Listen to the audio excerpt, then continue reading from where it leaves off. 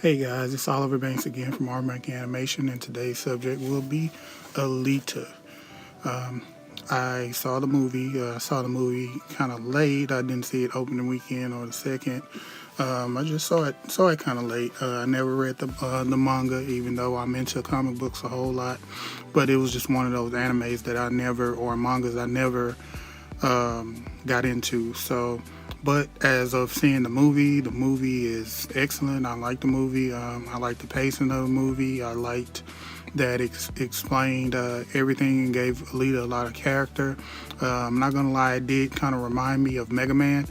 It reminded me of Dr. Light finding Mega Man and creating him and making his body and stuff like that. But other than that likeness, which is a good likeness, I like the movie. I love the fights, and the digital animation was like perfect. It was great. It looked great.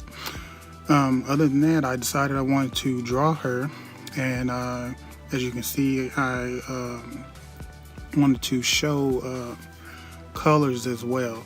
I did the drawing process really fast because this is going to be about coloring. And so far, that's what I'm starting on. It's usual. I start on the bases. I grab the colors from some of the screenshots of the character that I had, and just filling in. I usually take one color and then fill in from there. That way I won't get confused on which color is which or what I need to color that particular color with. But I decided to kind of draw her in a Samurai Jack kind of way, because as I was sitting there watching the movie, I was thinking like, man, if they did this as a cartoon and did it in a, not in an anime type of way, but in a Samurai Jack way, it would be pretty good. It would be pretty decent cartoon. So I drew her in sort of the style of the Samurai Jack cartoons. But regardless of that, I'm putting the bases in right now. Deciding which colors to use was kind of hard, because I didn't want to go too light on the colors, so I wanted to have like dark tones in a way, even though the pictures that I used were where everything was kind of lit with a CG style type lighting, but I wanted to do it more of a darker comic book style type of colors. So right now, like I said, I'm putting in all the base colors. I'm using the program Procreate, and it just works for me a lot easier. I tried to fill the hair in and realized that I didn't close off all of these marks, which makes it a lot easier to color, because all you have to do is drag and drop. Or in this case of Procreate, you can just tap. So I'm filling in the hair, making sure that is going good. I didn't really have any problem coloring out this particular picture. It was kind of time consuming a little bit. I dropped it and came back to it a few times, but I wanted to make sure to get it just right for video. Didn't want to just throw anything together and then it not, not be pleased with the process or how I did it.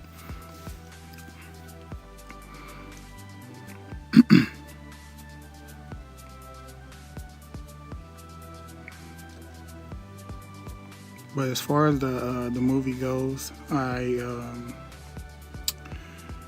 really liked it. Some of the characters, I believe, could have had a little bit more depth, but I feel like the movie was kind of rushed a little bit, but it didn't take away from the action and the things that happened in the movie. And the biggest thing that I really just digested during the whole movie was the animation was so clean and clear, and It's just that's the thing that I pay attention to most. I look at the 3D animation and the rendering and everything that I'm interested in when it comes to animation.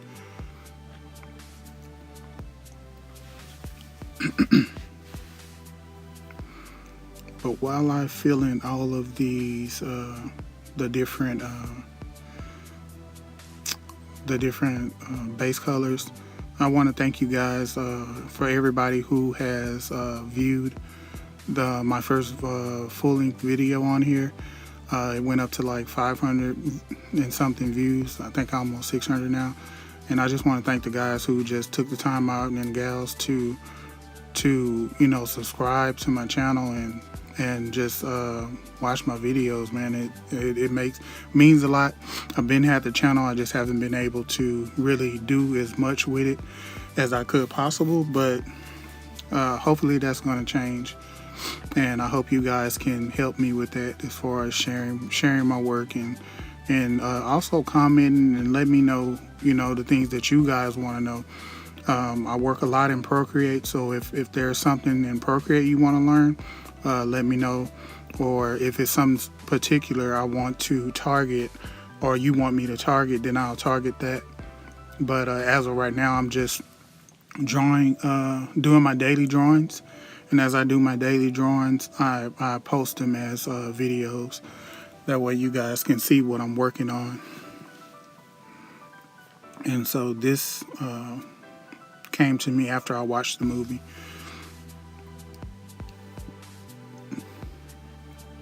To draw Alita and to have it in a Samurai Jack type style or look,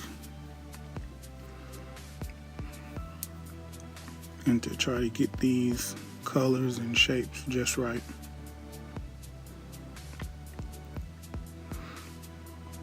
Adding these different bases, figuring out where to put what color is pretty good. It works. Sometimes I get a block, but it helps to just try anything at that point. Just try something. Because that's one of the biggest things that kind of gets me, is that, or it used to get me a lot, where I wouldn't try something because I was used to a certain way of doing things. But then when I found myself, when I did try, it was worth it, and I learned a new technique. So don't be afraid to try and just kind of mess up to get something right.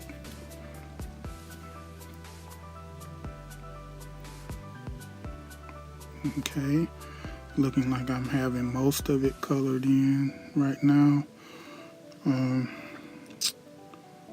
Need to get that color for the blade. And then the rest of the little bit of stragglers that sometimes I can't see from far back, so I zoom in and get it good.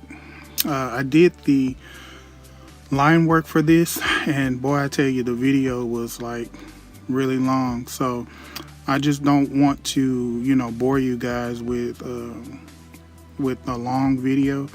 But if you would be one of the people who would like to just see every stroke that I make when it comes to my line work, please comment, let me know. I'll put the video together and post it just so you guys can see what I do. But these are a lot sped up, and since this wasn't about line art in particular, it's about coloring, I sped up the line work. But now I'm starting on the shadows. So usually what I do, there's a gradient tool. I mean, not a gradient tool, but there is a opacity tool, and I'll do the shading with a black color, and then just lower the opacity, and then you get your shadows. But I like to try different styles. So what I do is I'll color drop and make sure I get the base color, which is that grayish color. Then I go to the color wheel, and then I drag the color to the black. But you don't go far, but you go far enough to where it's not the same color. And once you get that, you get a darker version of your base color, and so that'll help you have your shadow color. And you do vice versa when it comes to, you do the same thing when it comes to your lighting, but you just go up. You drag it up rather than drag it to a darker color. You drag it to a lighter color. If you're using Procreate, couldn't get that right, but if you use Procreate, you will see what I mean when I'm talking about the color wheel. You just check with the color wheel and pull it down or pull it above, depending on which one you're doing. Right here, I just go over the whole thing most of the times because I like to have my strokes in line, and then I'll go back, recolor, and get a dark color. But I work with one color at a time. I hate going back and forth to different colors, so I use it on all the colors that the one color that I'm working on right now, which is this gray metallic type color. And so with these, the way you decide, what's one of the hardest things for beginners is deciding on where the shadow lays. And so what you want to think about is when shadows come from I would say hovering pieces. So if the shoulder blade right there or the shoulder is hovering, you want the shadow to go under that. And just with this one, since it's a piece of metal, it has cuts and curves, so you want to put shadow above it and on it. That way you can give a sense of depth.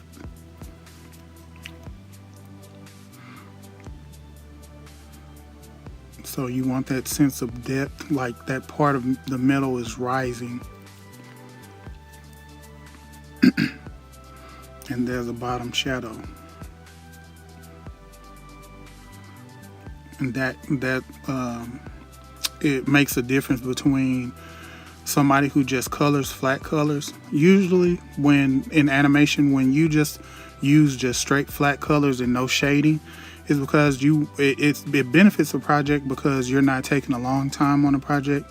And also these characters that you're making, they're in motion all the time, so it's time consuming to draw the shadows and lighting and all of this stuff at the same time.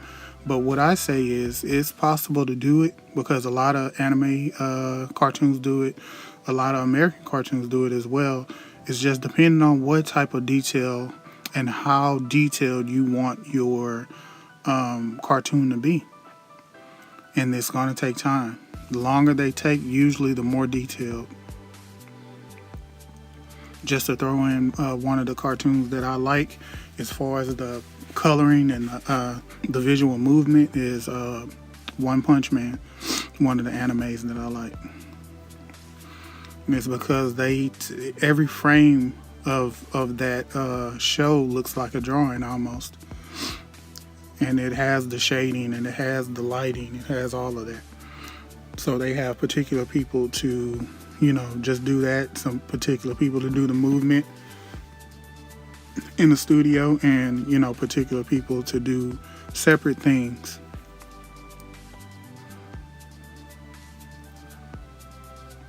So using the technique on all the pieces of armor, you give off that this piece of armor is 3D, that there's some type of depth with it rather than it looking like a flat color. And it's not easy to know where the shading is unless you create a invisible, or you can put it there. If you're a beginner, you can put it on your paper, that way you won't forget. But you create yourself an invisible sunlight, that shine. Mine is more, in this picture, it's more on the top left is where the light is shining down from. And sometimes you can, once you get used to it, you can kind of be tricky with it, and because light just doesn't come from above, There's some light that can possibly come from in front of you and above. It's just depending on which one is the hardest light. Naturally, the sun, if you're outside, the sun will be the hardest light. So, and if it's over you, above you, or if it's left from you, or right from you, in front of you, or behind you, it gives off, the shadow will be the opposite side from that. And I would say the secondary light sources would be, like if you're sitting down in your room and the sun is shining through and you have the light on, those are two different light sources. So you have to put the shadow where those light sources won't be. You have to put it in the opposite direction of both those light sources. If you guys want a tutorial on that as well, how to create a shadow, I think I might do that. How to create lights and shadows and stuff like that. Just let me know in the comments.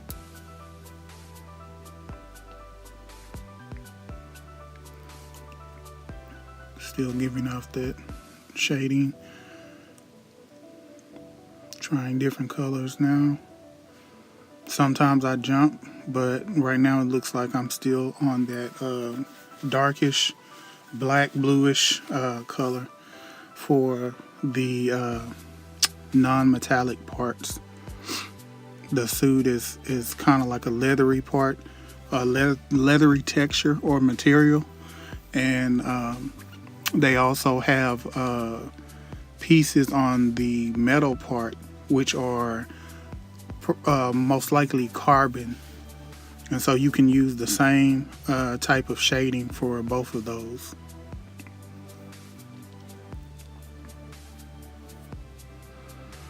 Now on to the knuckle part. I mean, this was a really entertaining character to draw. Honestly, before they started advertising the movies, I never knew about the character whatsoever. But now that I saw the movie, I want to go back and check out the manga. I'm pretty sure there's a lot of information online, so I can go back and check it out and, just dive into it and see how good it is. But definitely on screen, it reminded me a lot of Mega Man's story.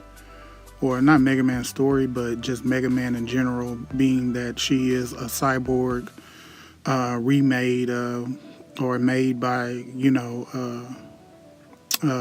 scientists to basically live, as a human.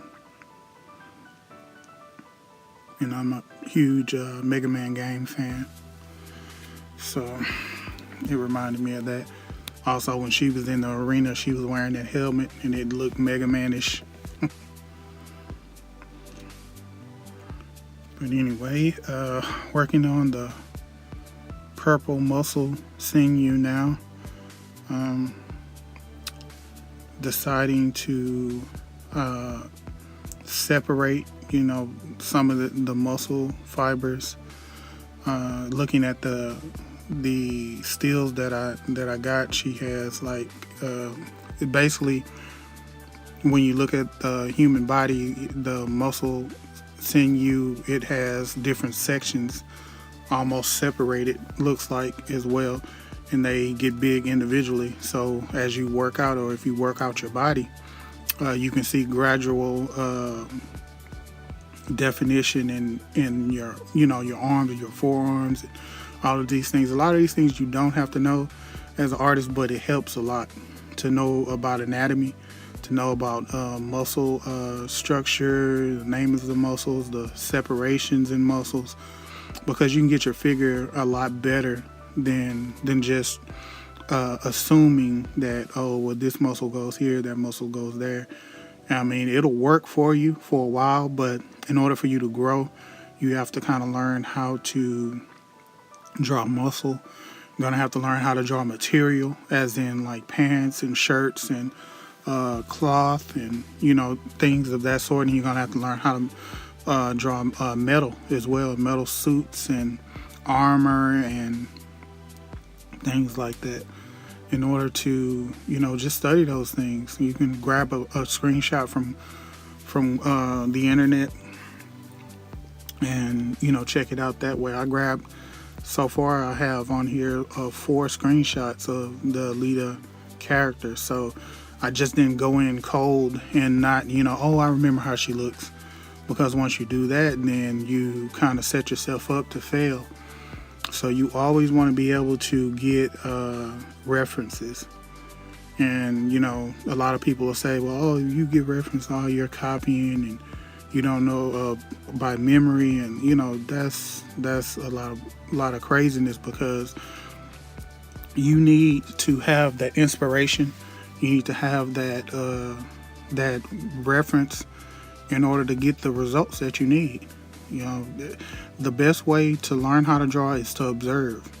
So you going outside and, doing things and, seeing nature. And I know it's some things that are said a lot, but it's true.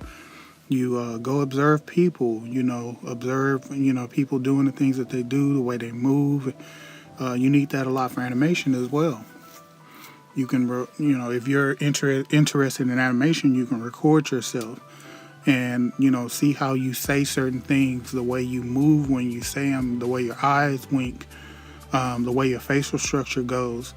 It's a lot of studying when it comes to things like this, because you want to make sure that before you try to exaggerate the body or draw something that is not realistic, you want to learn how things really move and work before you do that. That way you can get a complete drawing rather than something that looks really weird and just foreign and out of place.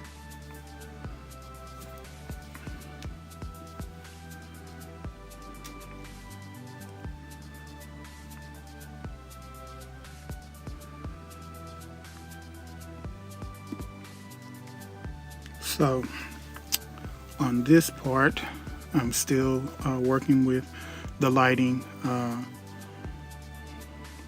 thinking about trying to get the colors a certain way. You always have to draw back to like a thumbnail size and look at the whole picture. That way you can see where it's lacking shading. You can see where it's lacking any type of shape or lighting. Even though I'm working on the shadows right now, my mind is also thinking about where I'm going to put the lighting as well, because I don't want to put shadow where I would have to put the lighting, because that would defeat the purpose of that. Well, my computer did not save the lighting process, so I'm using a sped up way of looking at it. That way it'll show you a fast lighting part, but I apologize for that. I will try to get it right better the next time. And this is Alita. You guys just share, like, subscribe. Let me know in the comments what you like, what you didn't like. Let me know what I can improve on, or just say hey. All right. Thank you guys. Share this video. Thank you so much for the support.